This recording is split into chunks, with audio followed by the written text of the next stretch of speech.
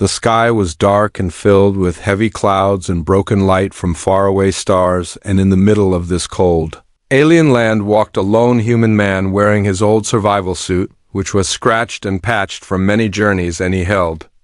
a scanner in his hand that blinked slowly as he followed its weak signal across the sharp, rocky terrain and melted metal pieces. This place was supposed to be empty and dead with no life signs and no energy pulses, and yet his scanner kept showing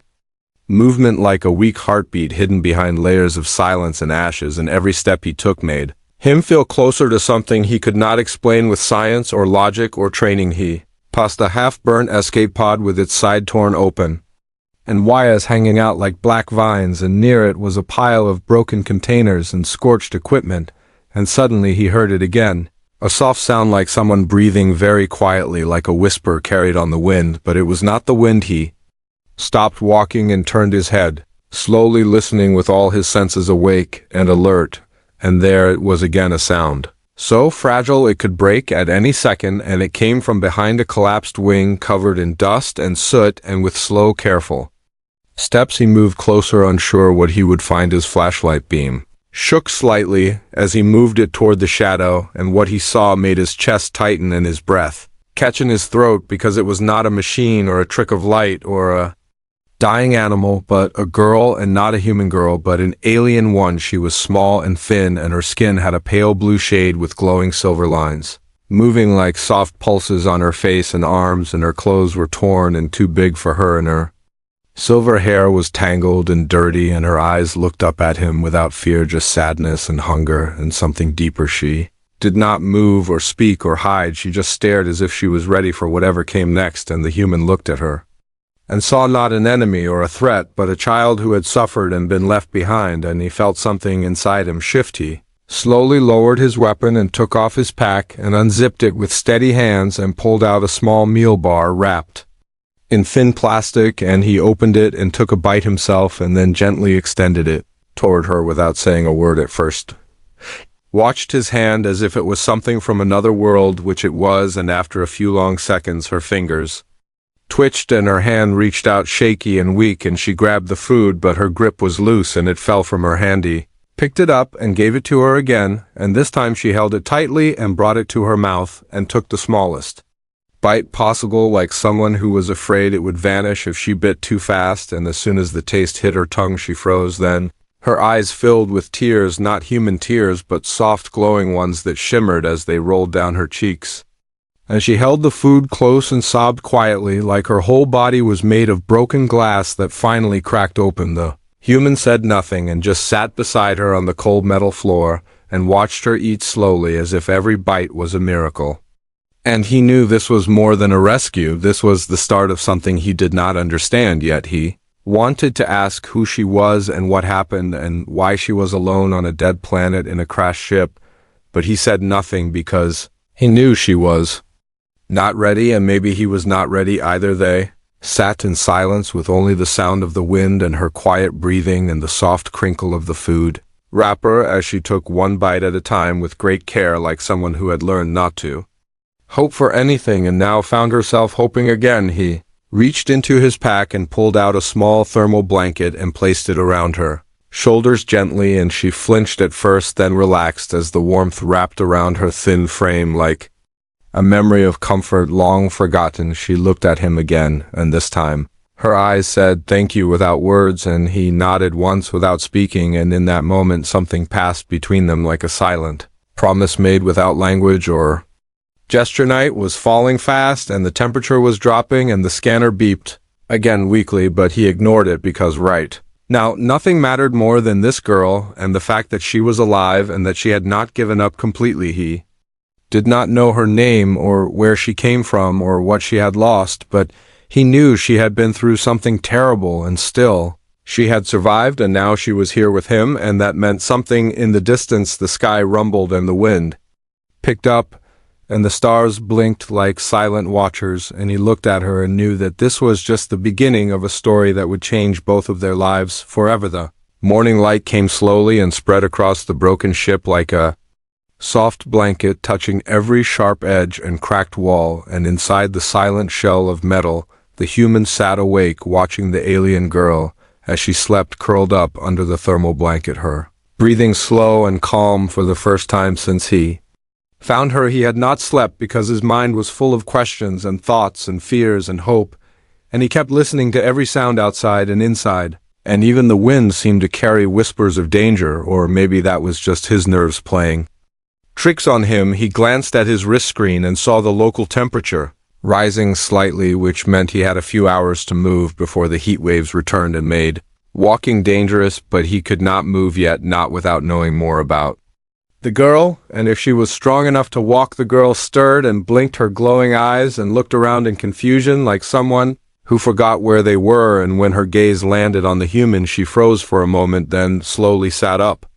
still holding the half-eaten meal bar like it was treasure. The human gave her a small nod and pulled out a small water pouch and handed it to her, and she took it with both hands and drank carefully, and when she finished, she looked at him again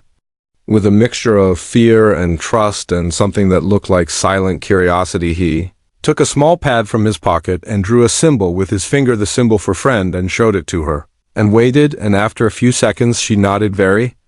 slowly and used her own finger to draw something in return, a spiral with lines like branches, and he had no idea what it meant, but he smiled and placed a hand on his chest and said his name slowly and clearly, and then pointed at her, waiting for a response, and after a long pause, she whispered something in her language. A name maybe, or just a sound that held meaning, and he repeated it the best he could. She gave a tiny nod and hugged the blanket tighter around herself and looked away, like the weight of remembering her name had brought back pain, and he respected that and stood up and walked a few steps away, giving her space to breathe outside the wreck. The wind was dry and the sky was turning orange and gold, and he knew staying too long here would be risky, but he also knew moving her now, without knowing her condition, could be worse, so he walked back inside and sat down beside her again. He reached into his bag and took out a small scanner and gently gestured if he could check her health, and she nodded once and stayed still as he moved the device slowly around her. It beeped softly and showed signs of weakness, dehydration and mild infection, nothing deadly, but she needed care soon. He tapped the screen and showed her the red warning, and she looked at it and then at him, and he pointed at a location on his map where his small outpost was hidden under the ground, not far but too far for someone so weak to walk alone. She looked unsure and scared, and he understood that, so he took out another energy bar and gave it to her and said one word together and waited, and finally she nodded again very slowly and reached out her hand. He helped her stand, and she wobbled like a leaf in the wind, but he caught her gently and held her steady, and she leaned on him without words, without protest, as if she had already used all her strength and now had no choice but to trust. They moved slowly across the wreckage, with every step careful and silent, and the sun climbed higher and the heat began to rise, and the human kept his pace slow, matching her steps and shielding her from the wind with his own body. She said nothing, but her eyes kept watching everything like a bird afraid of traps or shadows, and he could feel the tension in her frame and knew she had seen things no one should see and lived through things no one should face alone. When they reached a narrow path between two rocks, he stopped and held her back and crouched low and scanned the area ahead, and his screen blinked with a faint signal, something mechanical buried nearby, maybe a drone, maybe something worse. He turned to her and held a finger to his lips, and she understood immediately, crouching low beside him, and they waited together behind a stone, and the sound of a small engine passed overhead fast and sharp and then faded away into the sky. After a long pause, he looked at her, and she looked at him, and they both exhaled in silence and continued moving, and finally, after what felt like hours, they reached the edge of a shallow valley where his hidden outpost was marked by a false rock that he pushed aside with effort. They entered a small tunnel lit by dim lights, and she flinched at the sudden change but followed him down into the cooler air and finally into a round chamber with supplies and bedding and water and safety. And when he turned to her, he saw her expression change. It was still guarded and unsure, but there was something else too, something like hope trying to grow in dry soil. And when he offered her a seat and food and water again, she took it with both hands and looked at him, not like a stranger, but like someone she might begin to trust. The outpost was small but strong, built with care and hidden well beneath the rocks and metal scrap, and inside Its thick walls, the air was cool and clean, and the lights hummed gently above as the human moved around checking supplies and adjusting settings, while the alien girl sat on a padded seat watching everything with wide, silent eyes that missed nothing. She had not spoken again. Not even a whisper, but her eyes asked questions and her body stayed alert as if danger might still come through. The wolves, and every time the human moved too fast, she flinched, just a little though. She tried to hide it, and he noticed it each time and slowed his movements to give her peace. He pulled out a clean shirt and pants from a storage box and laid them gently near her, pointing with a soft nod, and then turned away, giving her privacy. And while he worked at the small stove heating a meal, he heard the faint rustle of cloth behind him and smiled quietly, knowing she was beginning to accept his help when she appeared again, wearing the oversized clothes with sleeves hanging past her hands and pants rolled at the bottom. She looked like a shadow of herself, but also a little more alive, and she held her old clothes in a bundle, unsure what to do, and he walked over and took them gently, placing them in a cleaning unit. He offered her the warm meal on a metal tray, and she took it slowly, bringing it to her lap and sniffing it carefully, and then tasting one bite and then another, and he sat across from her and ate his own food in silence, letting the moment speak louder than words. And for the first time since he found her, she looked almost calm. Hours passed, and the outpost remained quiet and safe, and the scanner showed no threats nearby. And the sun above shifted and faded, and outside the wind howled against the hills. But inside everything stayed still and peaceful, and the girl fell asleep again, this time on a soft bed wrapped in a clean blanket, her breathing steady and slow. The human sat at the control desk typing notes into his log, marking the strange signals he picked up and the odd energy signatures near the crash site and the strange shape he saw on the scanner just before leaving. And he knew this was not random, that someone or something was involved, and that the girl was not just a survivor but a target. He looked at her sleeping form and felt a strange pull, a sense of duty that went beyond orders or missions, and he knew that keeping her safe was now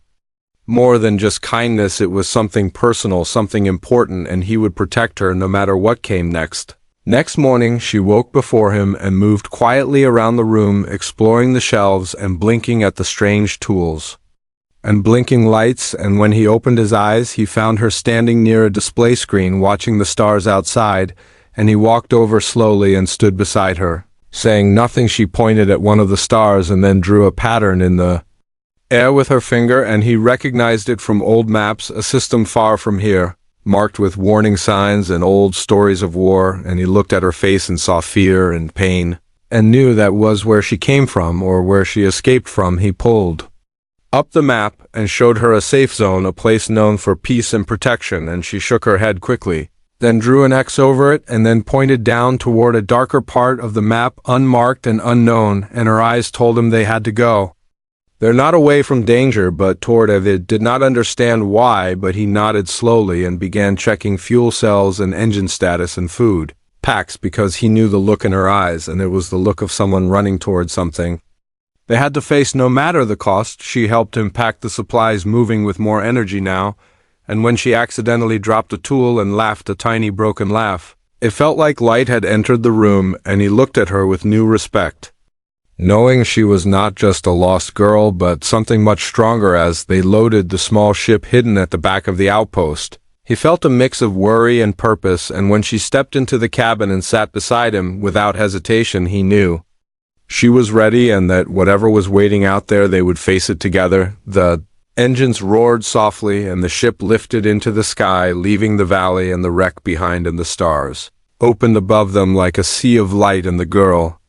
looked ahead with quiet eyes and steady hands, and the human glanced at her and felt a strange calm settle inside. They did not know what was waiting, but they were no longer alone, and that made all the difference in a universe filled with shadows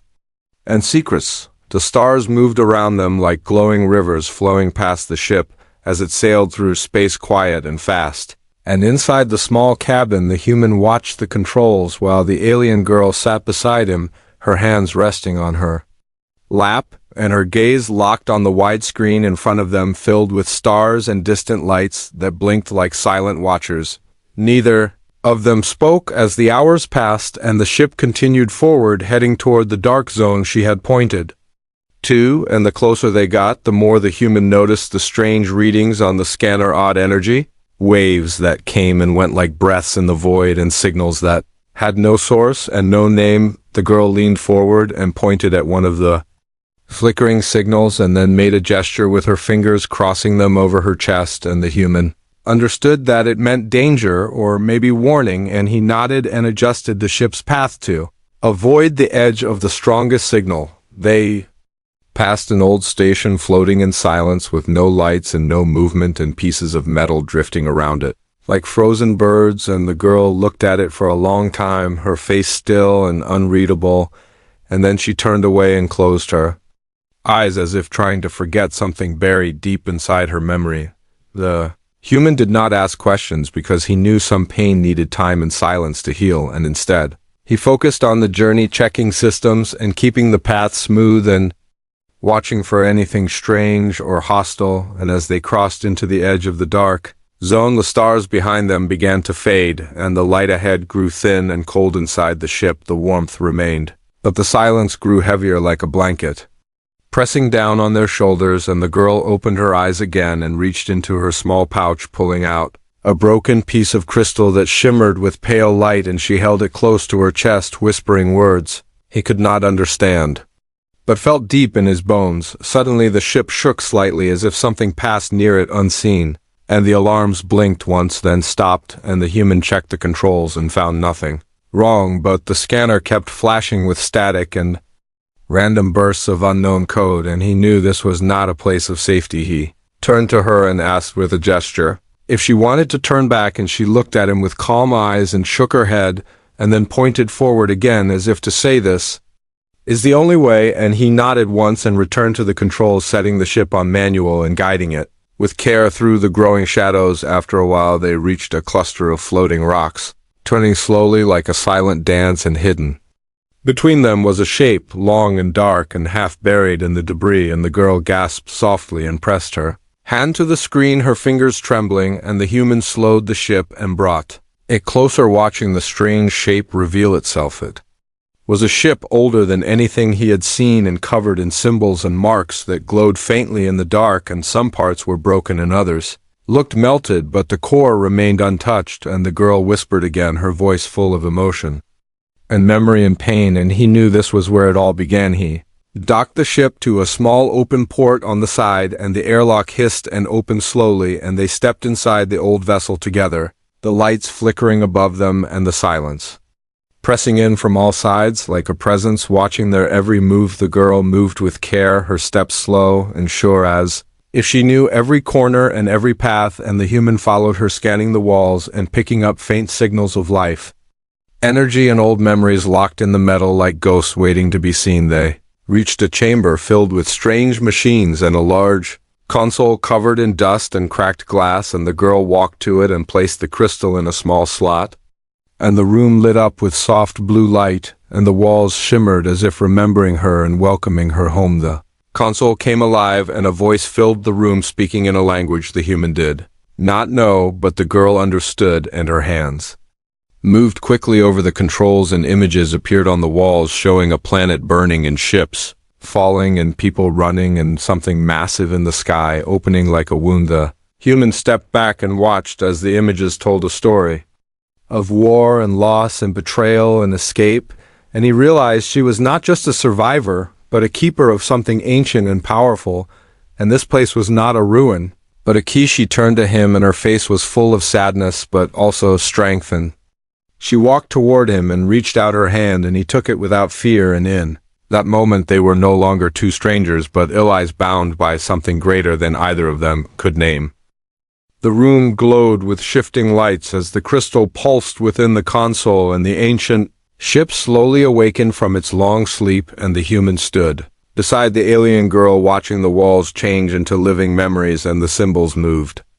like flowing rivers of thought, showing flashes of a past long buried under silence and shadow. The girl walked deeper into the chamber, her hand never leaving the console, as if drawing strength from it, and with every step more of the story unfolded, revealing a secret that reached beyond the stars and beyond their understanding. And the human followed close behind, trying to make sense of the shapes and sounds that filled the air like Forgotten songs. The ship had not simply crashed, it had been chased, driven from its homeworld by something unseen, something vast and cruel, and the girl was not just a survivor. She was chosen to protect something ancient and powerful, something the enemy could never be allowed to find. And as the truth unfolded,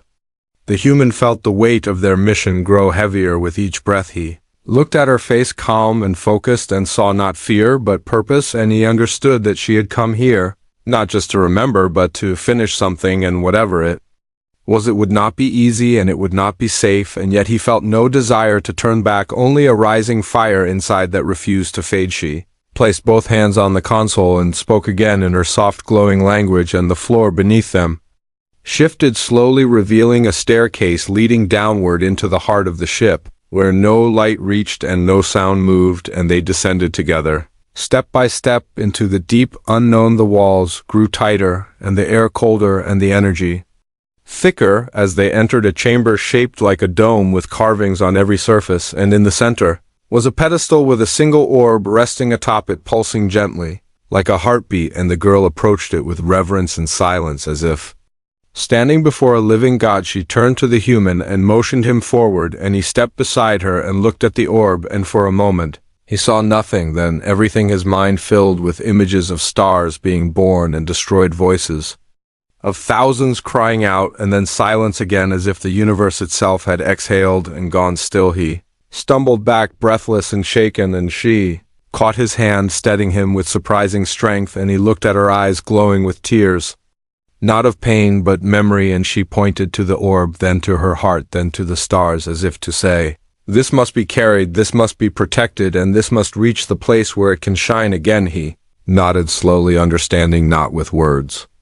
but with something deeper, and she reached out and lifted the orb carefully, and it responded to her touch, glowing brighter and warmer, and the chamber filled with soft light that pushed back the darkness like dawn breaking through a storm. As they turned to leave, the ground shook slightly, and a low hum echoed through the ship, and the girl froze, eyes wide and filled with fear, not from the ship but from something else, something outside, something that had finally found them. And the human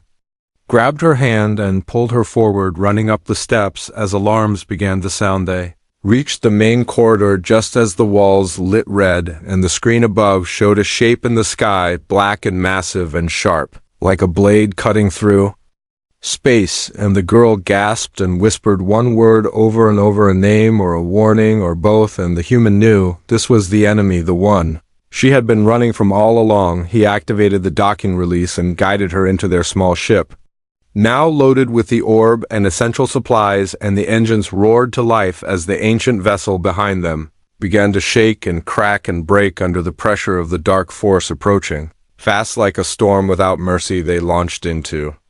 the void with fire behind them and silence ahead, and the stars welcomed them like old friends, and the girl sat gripping the orb to her chest, eyes locked on the screen as the black shape followed close behind, growing closer every second, and the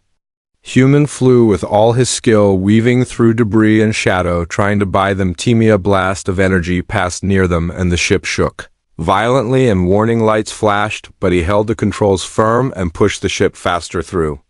a narrow gap between two burning asteroids, and behind them the enemy ship paused, unable to follow through the tight space, and the girl let out a breath she had been holding since they launched. They escaped the first strike, but the chase was not over, and they both knew it. And as the girl looked at the orb and then at the human, her eyes filled with something new. Not just fear, not just hope, but trust, the kind that only grows between two souls who have seen death and still chosen to stand together. The stars passed like whispers as the ship flew faster than it ever had before, with alarms blinking and engines burning hot, and behind them the black enemy vessel chased without rest, its sharp frame cutting through the void like a silent predator. And inside the cockpit the human kept his hands steady, his breath slow, and his eyes locked on the path ahead as he guided them through the thinnest gaps in the debris field. Alien girl sat beside him, holding the glowing orb against her chest, her silver hair flowing with the ship's trembling, and her eyes filled with light and fear and strength. And though her voice was quiet, her presence was loud like a storm hiding in silence, and the human felt it like a pulse beside him, steady and unshaken, The enemy ship gained ground, moving through the chaos, without slowing, as if it could sense the orb and was drawn to it like a beast to heat. And the girl turned to the human and drew a quick shape on the screen with her finger. 3 lines forming a triangle with a dot in the center, and he recognized it from old maps, a symbol for a hidden gate and escape route. Used long ago in forgotten wars, he nodded and changed course, the ship turning sharply left and then upward, dodging through broken satellites and ancient wrecks, and the gate appeared ahead like a crack in the dark, a narrow line of blue. Humming with quiet energy, almost invisible to the eye unless you knew where to look, the ship rushed toward it, but just before they reached the gate, the black vessel fired a silent beam that sliced past their wing and sent sparks flying, and the ship spun twice before the human regained control, his hands moving fast and focused, and the girl gripped her seat tight, but did not cry out. They entered the gate in a burst of blue light, and everything shifted. The stars bent and the silence deepened, and for a moment time stretched like soft glass and then snapped back as they emerged into a hidden sector, a place not marked on any map, filled with green stars and strange floating stones that hummed with quiet life. The black ship did not follow, not yet, and the human let out a breath as he guided the vessel toward a nearby moon shaped like a spiral and covered in glowing vines, and they landed near a cave entrance hidden beneath the roots of a massive tree that pulsed with warm blue light inside. The air was cool and smelled of old earth and forgotten things, and the girl led the way, her steps sure as if guided by memory, and the orb in her hands pulsed with each breath, matching her heart, and the deeper they walked the more the walls glowed with symbols like the ones on the ancient ship. At the heart of the cave they found a chamber shaped like a circle with walls of crystal and a floor made of smooth stone, and in the center stood a tall figure made of metal and light, not alive, but not dead either, and it opened its eyes as they entered, glowing gold and soft. The girl stepped forward and spoke in her language, and the figure responded with a hum that filled the room and made the human skin tingle, and the orb floated from her hands and rose above the floor, spinning slowly as beams of light touched it from the walls and ceiling, and the chamber came alive with color and sound. Images filled the air, showing a time before the war, a time of peace and unity, when her people protected the stars with wisdom and care, and the orb was their key, a source of harmony that kept the balance. But something came from beyond, something dark and endless and hungry, and the guardians fell one by one until only fragments remained. The human watched in awe as the images faded and the light returned to the orb, now pulsing brighter than before, and the figure turned to them and spoke again in symbols that appeared in the air, and though he could not read them, the girl could, and her face changed from fear to hope as she looked back at him. She reached out and took his hand and placed it near the orb, and it responded to his touch, glowing even warmer, and the figure nodded slowly and stepped back into the wall, becoming still once more, and the orb settled between them, its energy now shared between the two. They returned to the ship together, and as they lifted off, the cave closed behind them, and the moon faded into mist, and the scanner blinked once, then went quiet, and the black ship appeared again in the distance, waiting, watching, knowing now that the orb had awakened and the chase would not end. But the girl was ready, and so was he, and as they moved into the stars once more, they knew the final path had begun, a journey not just to survive, but to bring light back into the places where darkness had ruled too long. The stars above were quiet, but the silence carried weight like the breath before a storm, and in the small ship flying through this ancient space, the human and the alien girl sat side by side, the glowing orb resting between them like a heartbeat shared, and its light touched them both, changing the air, the ship, the journey itself, as if the universe was listening behind them. The black ship followed close, no longer hiding, no longer hunting in shadows, but flying openly like a blade drawn and ready, and its engines left trails of smoke and ash through space as if burning the sky itself, and the scanners screamed warnings too fast to read, and the girl closed her eyes and placed both hands over the orb. The human reached for the controls, but they faded under his touch, and the ship began to move by itself, following a path that was not on any map, a path that curved through stars and light and memory, and the orb pulsed faster each time they passed near ancient places where broken ships floated like bones and forgotten satellites blinked like tired eyes ahead. The stars bent inward toward a spiral of golden fire, not a sun, not a gate. Not a planet, but something older, something alive and asleep and dreaming, and the girl opened. Her eyes now glowing with the same light as the orb, and she turned to him with a gaze filled with meaning and sorrow and hope. She pointed to herself, then to the orb, then to the spiral, and then to him, and he understood, not in words, not in logic, but in something deeper, that she had always been the key, not the orb, not the ship, not the past, but her. And now the time had come to give everything. He tried to speak, but she placed her fingers gently on his lips and shook her head, then reached forward and placed the orb into a chamber in the center of the ship, and it locked in with a hum that made the entire vessel glow and shift. And then she stood and walked into the light without fear. The ship opened from within like a flower, and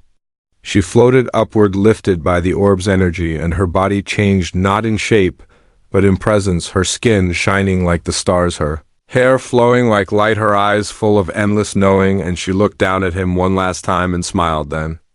the spiral opened wide, and the black ship fired one final beam. A strike meant to end everything, but the girl raised her hand, and the light from the orb answered, and the beam turned into wind and song and vanished like dust in water, and the spiral reached forward and embraced her. The human stood alone, now watching as the light swallowed her, and the orb and the ship, and then faded, leaving behind only stars and silence and memory. And in that silence he felt her presence, not gone, not lost, but spread across space like the first light of dawn. He drifted in the quiet for a long time, or maybe no time at all, and then the ship came back to life, rebuilt, remade, renewed, and the controls returned under his fingers, and the path appeared ahead. No longer empty, no longer dark, but lined with stars brighter than before, and he knew what he had to do. He flew forward, carrying her story, her sacrifice, her power, and every planet he passed turned to watch, and every signal he sent reached ears that had forgotten how to hope. And slowly the galaxy began to change, not fast, not loud, but steady like rivers carving stone. He spoke her name in every tongue and told her story in every place, and the people listened and remembered and began to rebuild not just their homes, but their trust and their hearts. And the stars above shone warmer each time her name was whispered into the night. Years passed, and the black ships no longer came, and the darkness shrank little by little, and in the